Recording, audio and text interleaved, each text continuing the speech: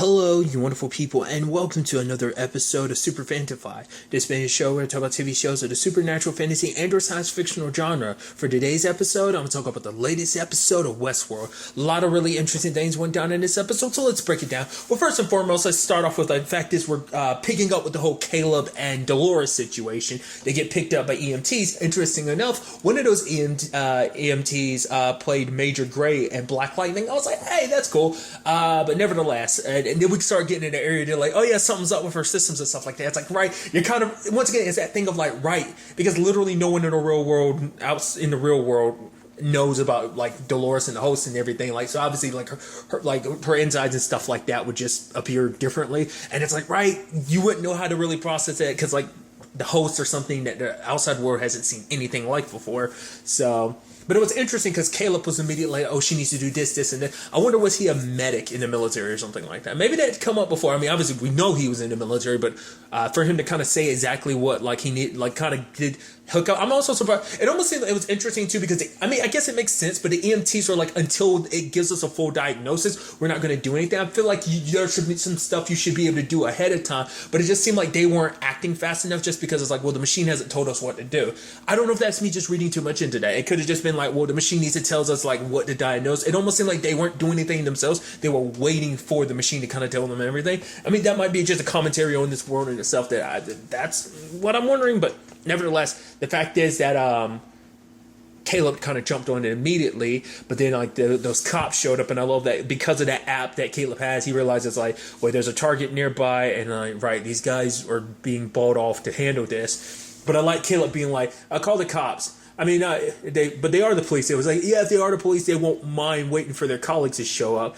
Bullets start flying. Both EMTs get hit. And so Caleb is struggling and fighting with one. The other one comes over. Dolores kills him, pops the other one. And it's like, yeah, what's your name? Caleb? Yeah, you might want to ditch that identity and bounce. And, you know, Dolores bounces. It's like, okay. But I do love that later on, because I was wondering about this later on, because she's like, I need you to look into someone for me. She gets, what was the dude's name? Connell.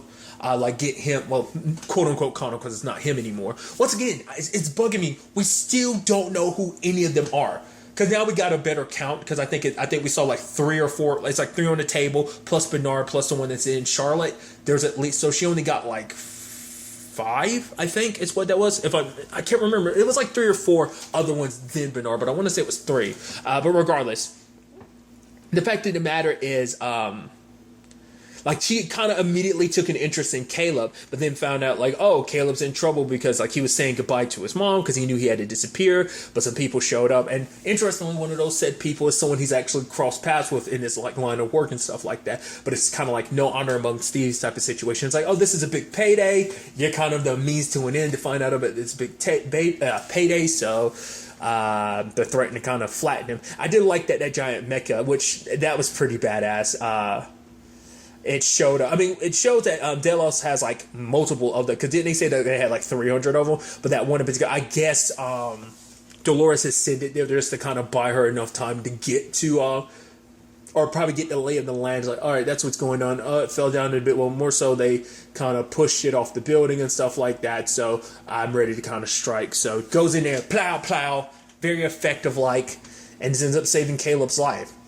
But I thought it was kind of interesting, and even afterwards, he's like, yeah, they were willing to kill me to get to you. Whatever you did is like got a lot of people after you because there's a lot of money. It's like, yeah, the camera's been dealt with. You've been kind of scrubbed from the cameras and stuff like that for a little bit. Would you like to go get something? I'm like, what the hell is Dolores doing? Because at first, I'm like, why are you taking such an interest in a human? Like, the fact of the matter is you've been very like F humans for a while now. You're about ensuring your species survives. So that's why I'm like, why? It seemed like, I mean, go even what did Bernard say? It's like your plan was to either like wipe out humanity, enslave humanity. Even he doesn't fully know what you're planning on doing. But I'm like I said, you seem like on a very like anti-human kick. So for you to be doing this, that's why I'm like, it doesn't make any sense. But then like it was interesting because she was basically telling Caleb like, you know, a little bit about like what's going on. In particular, referencing that giant spear thing. Was it Rehoboam, the machine, and kind of hands him like a script, and he's reading it, and it's like, this is something from years and years ago when he was 8 years old as a kid, that basically the restaurant, because obviously the restaurant he's at, it's like, oh, he comes here like every anniversary. It's like, oh, you've been following me? And she's like, Dolores is like, no, someone else has. And basically it's like, wait, this was according, this script is lines I said to a waitress years ago when I was 8 years old. How do you have this? Basically that thing has been pumped full of so much information about people that basically it's so interesting that there's so many competing things, because obviously that's the whole point of the whole thing on Westworld in the first place, is to be able to understand people on such a level. So it's like there's that, but maybe I missed it. I don't remember them saying that those things were exactly connected. I mean, maybe they did say it and just it's been a while and I completely forgot. I didn't correlate that those things were connected, what was going on in Westworld and this thing, because I knew it was collecting data and stuff like that. It was all about strategy and stuff like that.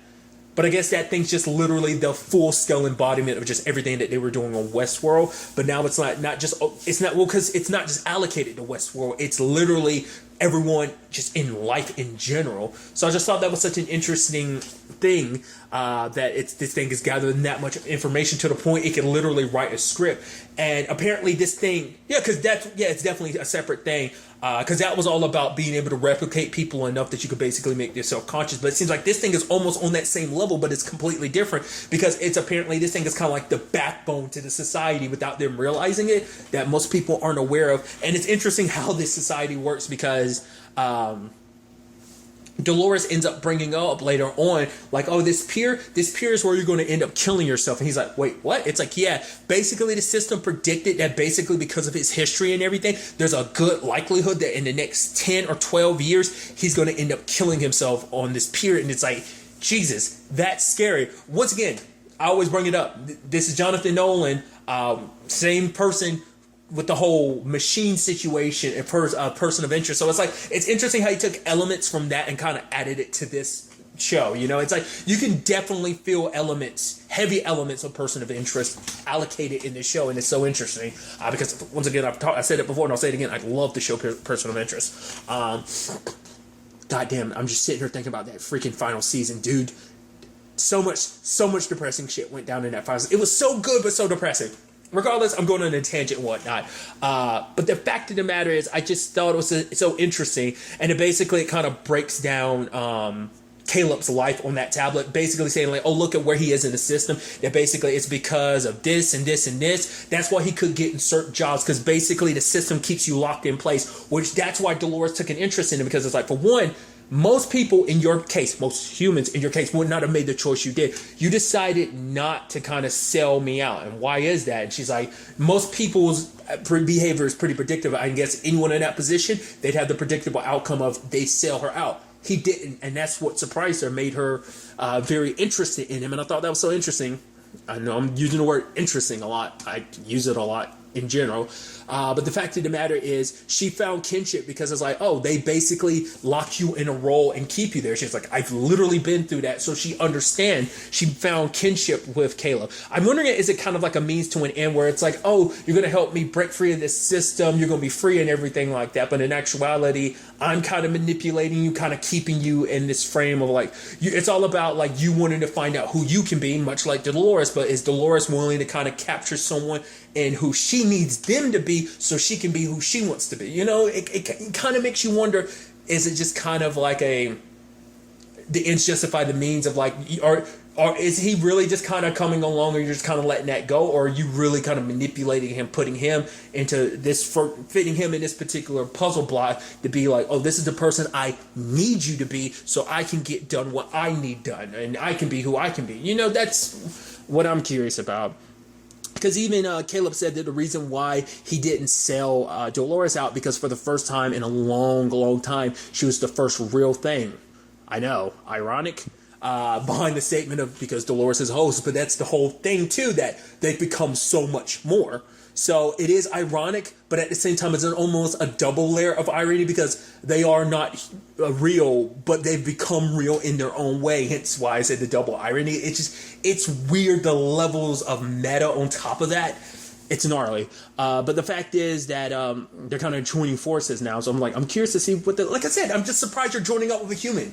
Like I said, I figured you'd be like, I got to use and manipulate people. But that's why that's why I can't tell 100% if she's just using Caleb, which I'm sure there's a fraction of that. But it all seems like she genuinely like, oh, I'm kind of trusting you and I want to work with you. I mean, granted, she hasn't told him everything because that's a whole other can of worms to deal with that you're not ready to kind of, deal with. So it's like, tell him only what he needs to know at the time, I guess. It's like, we're about bringing down this system, but for now, and I do like that the rest of this episode is about whoever it is that's in Hale's body. We still don't know. Whoever it is, it's someone that Dolores knows. It's like, oh, you know me better than anyone else, and I know you better than anyone else. And I was like, who the hell do you have history like that with? Because if I had to guess, I'd say the only other character we know that at least I'm aware of that has that kind of history with Dolores would be Teddy, but we know Teddy's not here anymore. So that's why I'm like, what the hell? Who?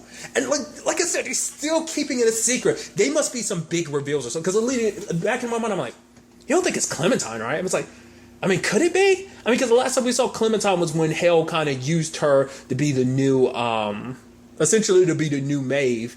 And we saw her get shot, but the infection still spread throughout everyone that was all the hosts that were escaping. But other than that, that's why I'm kind of like, I don't, like I said, Clementine was the first thing that come to mind, but I'm like, but then I start going like, are we going a little altered carbon here? And that's what I was thinking before. Oh, is she double sleeving type of situation? That being a thing in altered carbon, it's like making a copy of yourself. So it's like, that's what I'm wondering. Like, is it a copy of herself a copy of Dolores inside of her, Charlotte? I don't know. But, basically, obviously whoever this is having to kind of, it's like, oh, you know who you are. It's like, oh, I remember who I am. Now I need you to pretend to be someone else. That's kind of a mind, because it's interesting because I feel like that definitely doesn't come up a lot about the host being in someone else's body that's not their own. That doesn't come up. Like anytime the hosts have ever been in a body, it's, a new host might have been brought about to embody, like obviously later on there was the new Clementine. Sure, but it's never been a situation of, oh, I'm this particular host, now I'm put in this new body. So that's why the person inside of Charlotte's body can definitely, because it's literally like a separation of mind and body, because like this body isn't mine. Even to the point later on, hell, she's calling all these marks into herself. It's like, why are you hurting yourself? Because it's like, it feels like Charlotte's there. It's because like, yes, on the inside, that's the host, but it's still Charlotte's body. And it's like the dissonance of like, wait, this isn't my body. I'm supposed to be this person. And it's just like, it's messing with the whole, whoever it is, it's messing with their system and stuff like that. So I think that's kind of interesting. Plus, it's like, okay, we see the whole situation with Jake, which at first I was like, Jake? I was like, he stops you, and I'm like, isn't that wrong? Isn't the name Nathan? And then you start making out, and then we find out Nathan's her son, and I'm like, oh, you didn't know about that, did you? So I was like, so Dolores might not have known that, or maybe, because I'm assuming everything that they're bringing up about that, whoever this is inside of, this fake Charlotte, everything she knows about Charlotte, I'm assuming is about what they found publicly about her. Maybe Nathan is because she knew who Jake was but didn't know about Nathan. That's what I thought was kind of interesting. Like, at first I was thinking, like, do you think it's because Dolores read Charlotte's book back last season? Like, did she read that? Or is it just information they just casually came across? That's what I don't know, ultimately what to make of in a grand scheme of things, like where that information came from. But it was just like, it seemed like fake Charlotte was kind of shocked by the reveal of Nathan. Side note, interestingly enough, Jake is played by Michael Ealy. Interestingly enough, literally last week was the season finale of Stumptown, so I just thought the timing was interesting. But regardless of all of that, and then you see this kind of awkwardness of her being like, hey, I'm sorry. And it's like, oh, you're not my mommy. I was like, oh, what? It's like, oh, because me and daddy got divorced? Yeah, me and daddy don't live together anymore. And he nods. I was like, ooh, that was leading down a route of like, whoa. Does the kid know? I think it's still that thing of like, kids might not know, but they are perceptive enough to know like something's not quite right. So he can probably look, especially when she tries to like tuck him in and he's like, that's not right. I want old mommy back, because she doesn't. And it's like this awkward thing of like, I don't know how to take care of a child or anything. Like, this isn't my child. So like, having to play this role and pretend to be so caring about something and someone you don't care about because they have no correlation or impact on who you are, but you kind of have to play the role and everything. So that was really interesting. There's also the whole situation. Well, I'll go ahead and talk about it. the whole Tommy thing. That was it. The moment that girl was like, oh, you want to pet my dog? And I was like, oh, this is weird. And the way he was talking, I was like, oh, this is super weird. And then it comes over and it's like, oh, I'm gonna go. And she's like, no, wait. Yeah, my son couldn't keep talking about you, Tommy. I was like, oh, so Tommy's a full grown man. I thought when we said Tommy, I thought we were talking about a kid. Oh, you're a full grown. Oh, I see how it is. And then like she's like, no, go over there and play. And then it's like she starts choking him. And I thought it was so interesting because she was like, I gotta thank you, Tommy, because the more you kind of helped me remember more who I am. He's like, you're hurting me. She's like, oh, but if I stop, like the more pressure I put on you, the more of myself I remember and kind of remember who I am. I was like, Jesus. And now, like this, I'm saying, I'm trying to remember. I was like, who the hell are you then? Like, who does that correlate to? Does that correlate to someone that we're well versed enough in the show? It probably is, and I'm just remembering. Like I said, it hasn't been that long since I saw season 1 and season 2, but I'm blanking on like who that could be. I have no idea who's inside her. I'm sure there's plenty of people like, oh, this is obviously Charlotte's this person. Like, I don't know who to think Charlotte is, but regardless, then her kind of snatching the dog like that was kind of like, I was like, I kind of figured everything would go down that route. But then there's like the whole situation of like, she got that message that Hale, basically it's the message Hale had recorded, like basically in like the night of like the massacre.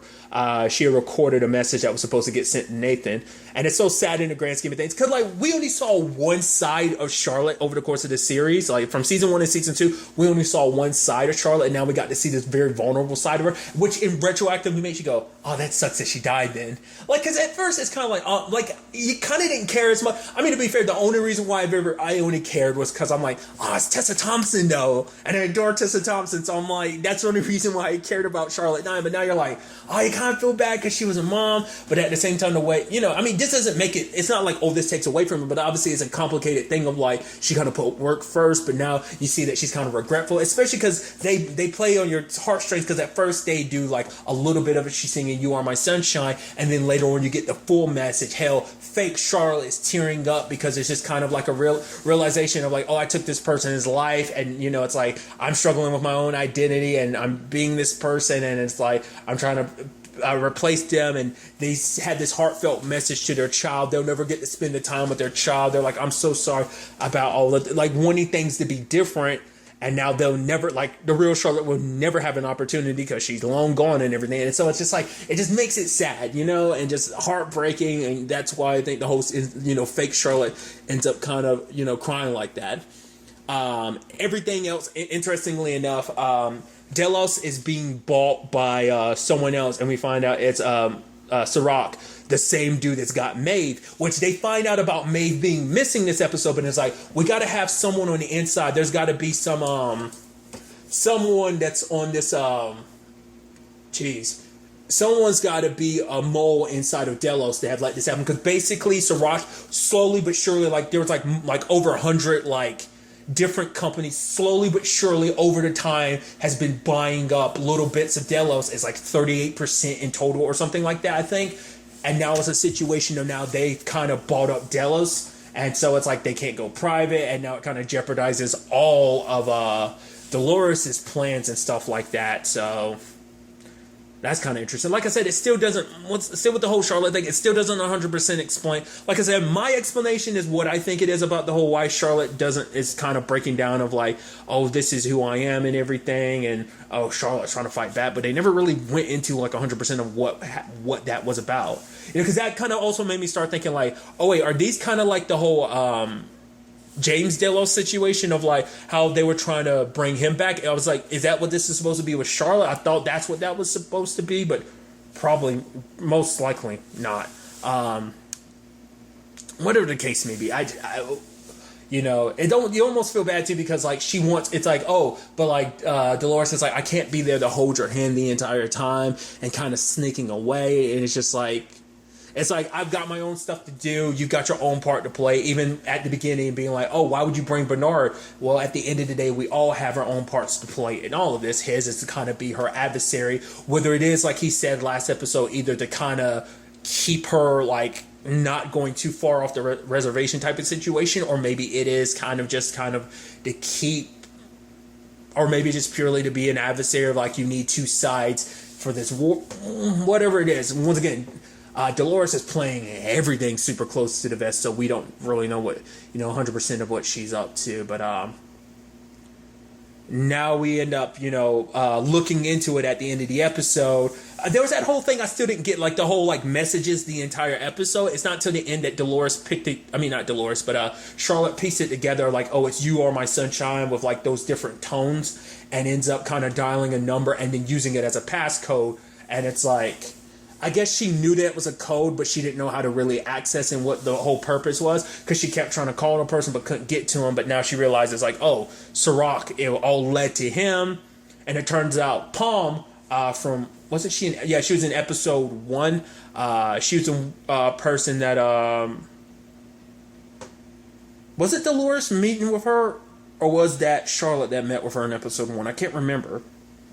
She's the actress who plays Mantis in the MCU, because I took note of that in episode 1. But the fact of the matter is, so she's connected to that, and it turns out that the reason, because at first it seemed like, oh, Charlotte was part of that. Well, Charlotte and Teresa kind of made it seem like she had her own reasons for like trying to copy the data in case Ford ever decided to kind of do anything with it. Charlotte's whole reasoning is like, oh, doing the same thing but getting it back to Delos because it's their intellectual property. But it turns out in actuality she was doing it for Sirach. In fact, she actually came and went to him, and I'm like, why did you go to him specifically? That's so interesting.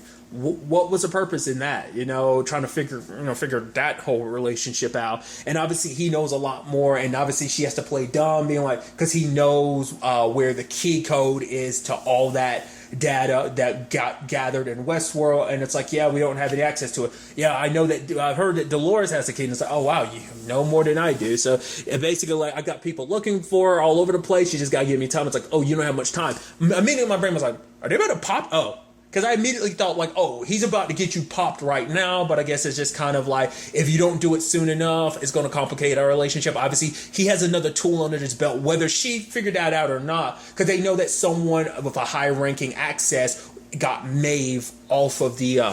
Because I don't think she grabbed Maeve, Dolores. Because the only person that you would assume it would have to be like Dolores when she was pretending to be Charlotte. But like, I guess at some point he had high enough access that he was able to get her off. That's why I'm just kind of like, at what point in time did you do that? How did you just? I guess it's like, because we still haven't figured out she's kind of the mole in Delos, but I was under the impression there was a different mole that she was like, oh, you have to kill them and figure them out. But I guess it's like, at the end of the day, Charlotte is the mole, so I guess it's not.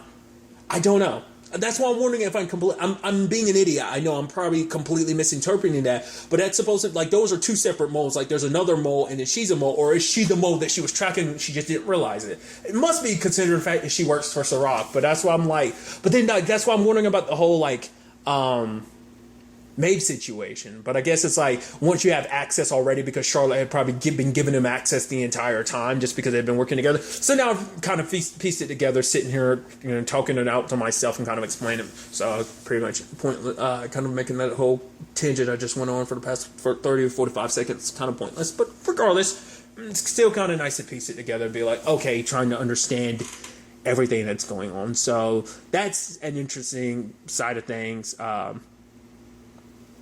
I'm so damn curious to see kind of ultimately where all that ends up going, taking us going forward into the next episode. But really, that's all I want to talk about. Till the next time we meet, be happy, be safe, live life to the fullest, and enjoy it. Good day, and goodbye.